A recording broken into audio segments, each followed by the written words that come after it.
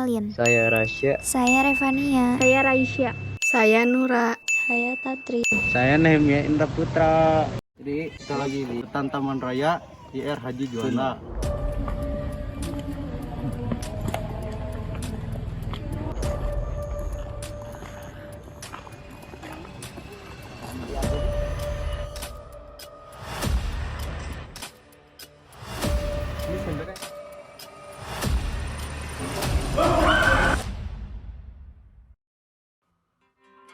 Gua Belanda ini didirikan pada tahun 1912 oleh kolonial Belanda.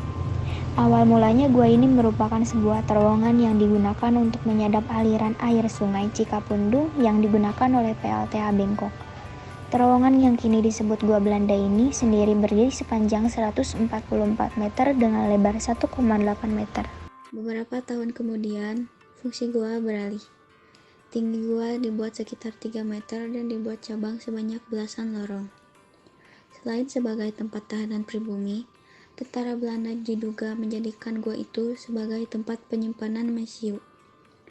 Ketika tentara Jepang menjajah Indonesia, pasukan Belanda sempat menggunakan gua ini sebagai pusat telekomunikasi militer Hindia Belanda.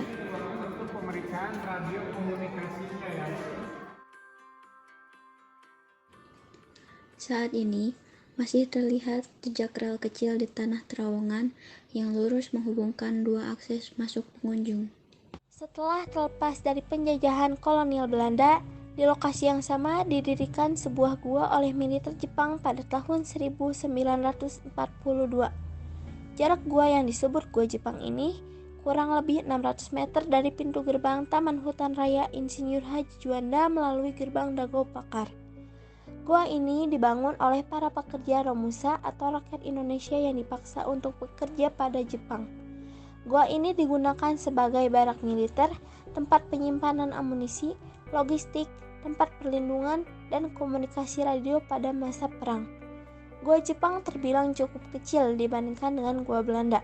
Panjang lorong Gua Jepang hanya sekitar 70 meter. Gua ini memiliki 4 buah pintu masuk serta 2 buah lubang ventilasi. Gua Jepang memiliki struktur dinding yang masih berupa bebatuan. Saat kita masuk ke Gua Jepang, kita akan merasakan suasana yang sedikit dingin dan lembab. Gua ini tidak dilengkapi dengan penerangan dari listrik. Oleh sebab itu, Gua Jepang ini cukup gelap.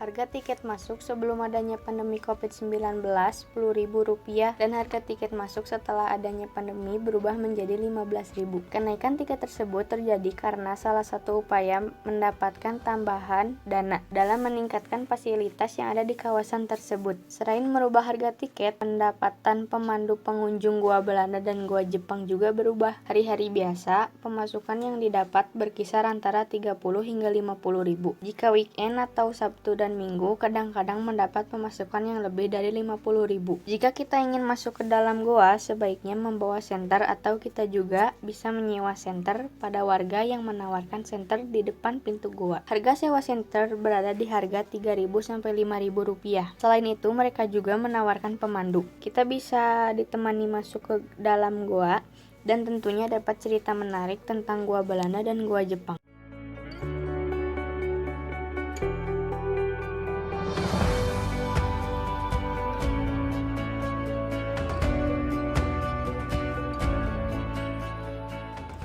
Sekian dari kelompok kami. Assalamualaikum warahmatullahi wabarakatuh. Mohon maaf lahir dan batin.